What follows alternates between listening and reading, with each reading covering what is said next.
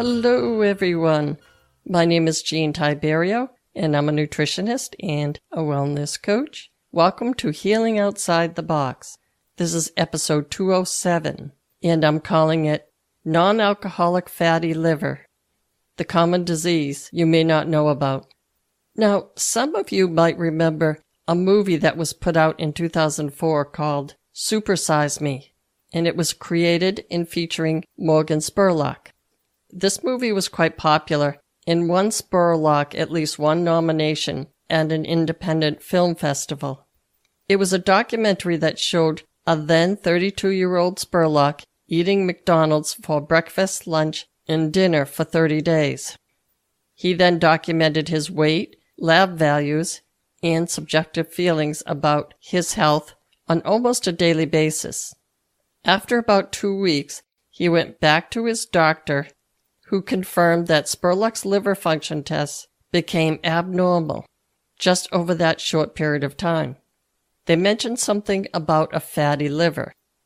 By the way, he had gained 24 pounds in 30 days, and this was a thin guy. That was a weight gain normally difficult to achieve in a thin guy his age. It was like he aged 30 years in 30 days. So it turned a lot of people's heads. Then, in 2017, something bizarre happened. Spurlock was being interviewed, and while Spurlock was confessing that he also had been accused of sexual misconduct, and he admitted to that, he accidentally let it slip that he also had a drinking problem. The fact that he was a drinker was something he did not confess to his physician. And this makes the data a little bit foggy, because a drinker would have elevated liver function tests. But does this discredit the whole idea that if someone eats a lot of junk food and gains a lot of weight, does that person develop a fatty liver? Well, I didn't know, so I looked into this. Now, I thought I was unshockable. Surprisable maybe, but unshockable. After all, one of my first patients when I was a dietitian in the ICU was a 600-pound man, and they had to break down his house to get him out the door. I've also had a patient that actually installed an M&M machine in his home, and I've had bulimics as patients who could eat a dinner for 4 after driving through the drive-thru at Burger King. But I was truly shocked at what I uncovered yesterday. Now, while looking around, I tried to avoid the trendy online articles and went straight to the Mayo Clinic, Cleveland Clinic, WebMD, and the NIH, or National Institute of Health.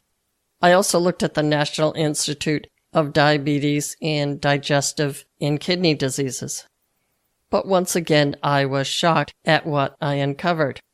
Now, I'm going to say right up front that I'm not qualified to give medical advice about this condition or any condition other than obesity. But what I hope to do in the future is interview an expert on this subject, preferably a physician, and then hopefully I can post the interview as an episode. For now, I'll give you the punchline and then define a few of the terms. The punchline is this. Hold on to your hats. It is estimated by the Mayo Clinic that 80 million people may have non-alcoholic fatty liver disease. They also say that 50% of Hispanics have fatty liver disease. That's 1/2. Because there are no symptoms until the disease starts killing your liver cells, non-alcoholic fatty liver disease and non-alcoholic steatohepatitis is going on in millions of people's livers all over the country. And nobody seems to know about it. We're at a time in our country when we all seem to be obsessed, and I include myself, about worrying what stupid thing Carrot Top is doing and the possible economic results of the stupid thing that Carrot Top did. But our food supply continues to be a mess, and there needs to be some drastic changes. But again, who's listening? So I hope you'll excuse me if I get on my soapbox for a second, because I need to say this.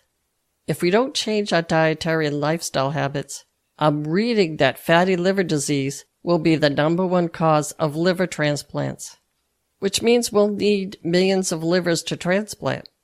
Since I can't even begin to wrap my head around that, I will define the terms, and then I'll maybe give you my opinion on how all this came about right under our noses. Or maybe not. I may save that for another episode. First of all, if you'd like to read a layperson's article on the subject, CNBC has an article on it, and I'll give you a link to that in the show notes. They did a good job telling people what's going on without alarming them too much. There's also that Mayo Clinic article that goes into possible causes and preventative measures in detail. I recommend reading this article because this whole thing is really nuts. But first, let's define the terms. Non-alcoholic fatty liver disease is basically just as it says. It's an accumulation of fat in our liver cells, and it includes people that are not heavy drinkers. There are usually no signs or symptoms. The risk factors are predictable, and they are being overweight or obese, having diabetes, having a sedentary lifestyle. Also, under the risk factors, they mention a condition called metabolic syndrome.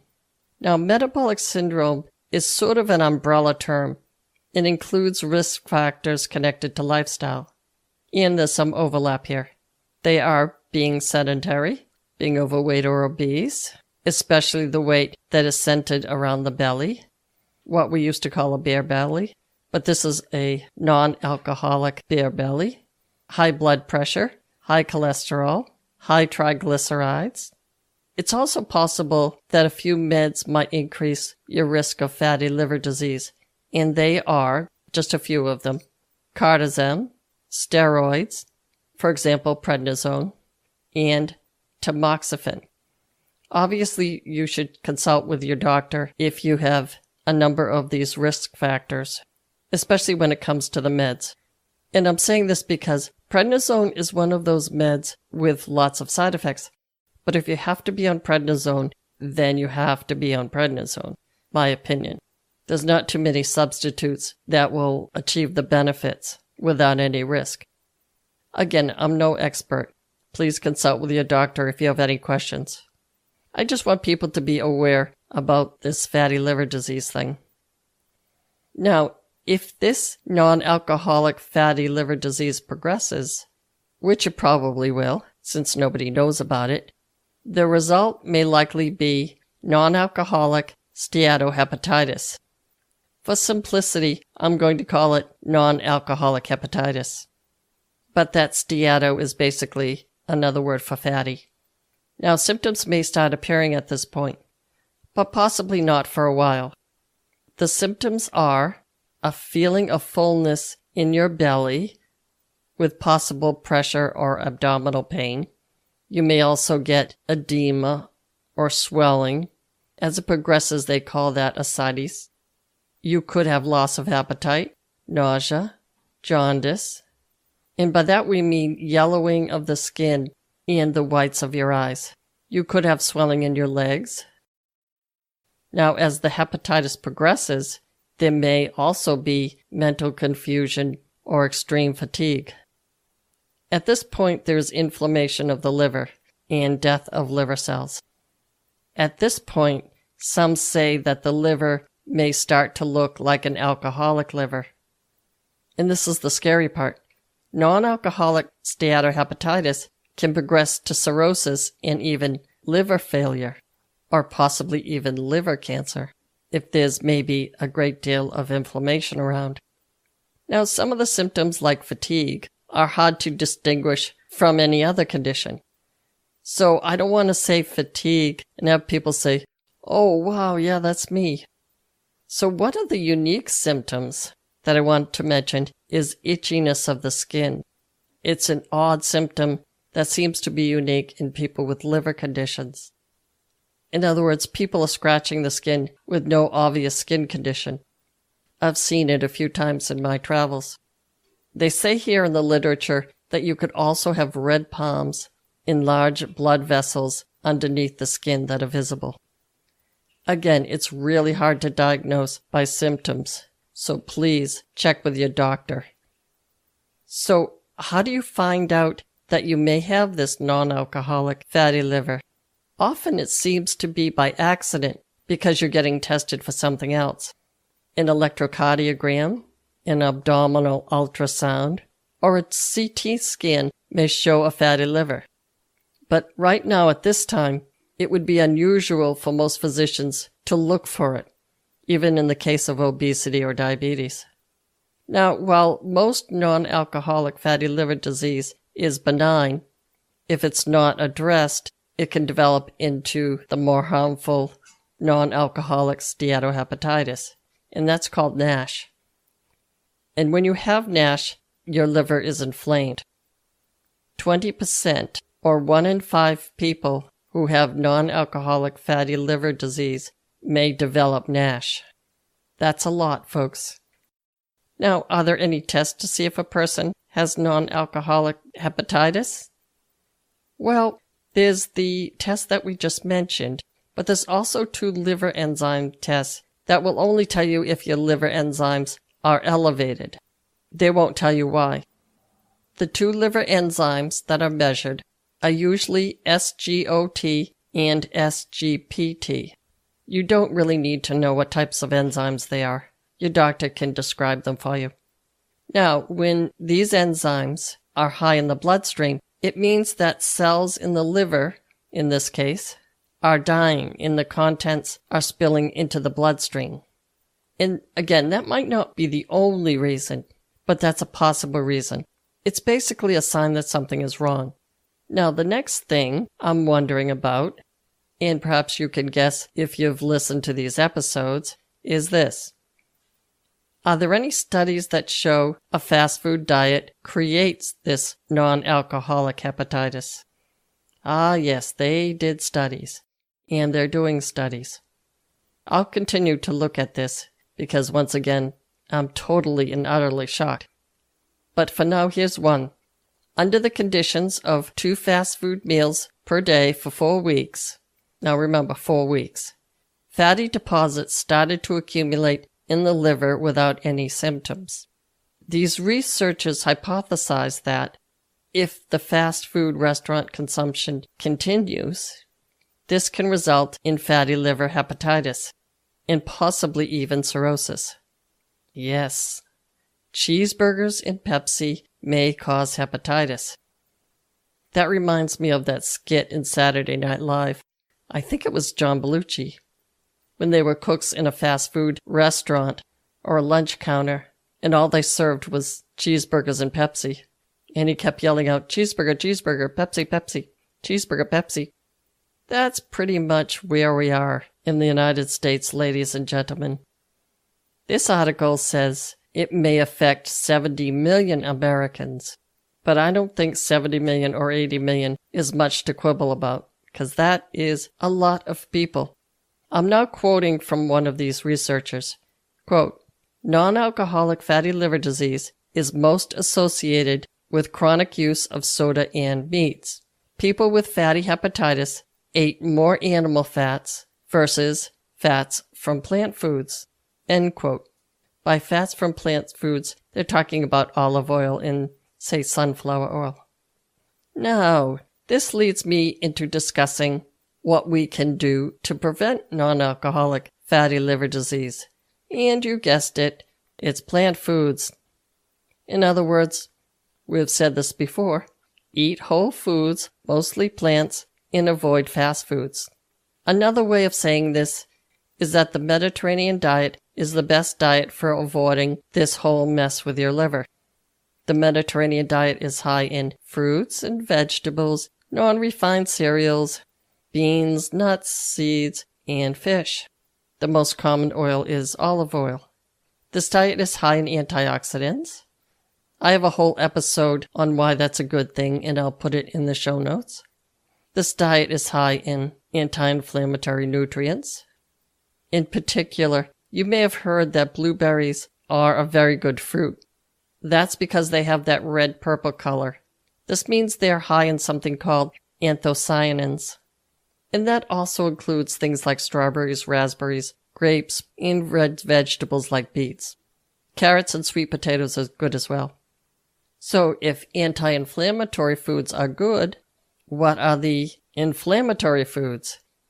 Well, they are meats, especially processed meats like hot dogs, bacon, salami, etc. High-fat foods like fries, pastries, and deep-fried snacks like chips, also ice cream. Now, do you have to completely avoid all these foods? No.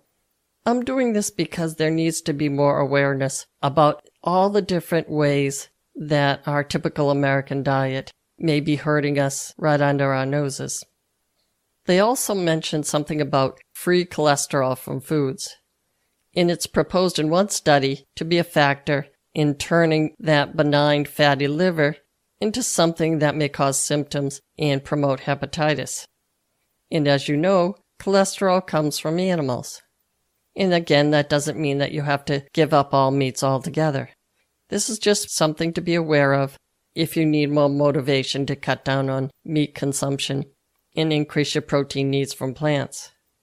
They're saying in this article that cholesterol from food can possibly get oxidized, and with all that other crap in our food, may increase the need for those antioxidants.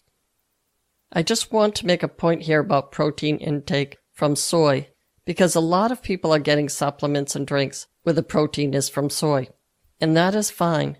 But if you really want to feel safe, I'd recommend getting the non-GMO soy. And if it's non-GMO, it will say so on the label. The two other suggestions for preventing non-alcoholic fatty disease are maintaining a healthy weight and exercising. Clearly, these are common sense techniques for preventing almost any chronic disease. But I think we're aware that we need assistance because maintaining a healthy weight with a typical American diet has been seen as an uphill battle, and I guess that would be an understatement. There are many ways that you can get assistance with losing weight if you need to do so, but I'm going to recommend the healthy ways. Hint, hint, hiring a nutritionist or a health and wellness coach can help you with your overall health management goals. Because of our crazy work schedules, and I know people are working 2 or 3 jobs just to make ends meet, and because of our household management jobs, i.e. getting the kids to their soccer practice, after-school programs, etc., it can be hard to find time to cook healthy and exercise at least 3 times a week, which is, once again, why I recommend having someone to assist you, or at least coach you to organize all of this yourself, because it certainly can be a juggling act. But I can't say this enough. There is help out there, folks. This is what I do when I'm not yakking into the microphone once a week. So if you'd like to hire someone to help you with all of this, I can give you recipes, or be your nutritionist, or recommend a good personal trainer. Feel free to contact me on my website page, which is, not surprisingly, Healing Outside the Box. Again, I'm not claiming to be anything like an expert in this subject, but I feel strongly that people should be aware of the term non-alcoholic fatty liver disease, especially if 70 to 80 million Americans may have it. My gosh. Holy moly. Gee whiz. I wish I could really swear, but I'd have to put explicit on the title tag. Anyway, that's all I have for you today. Be well, and stay tuned next week for another episode of Healing Outside the Box.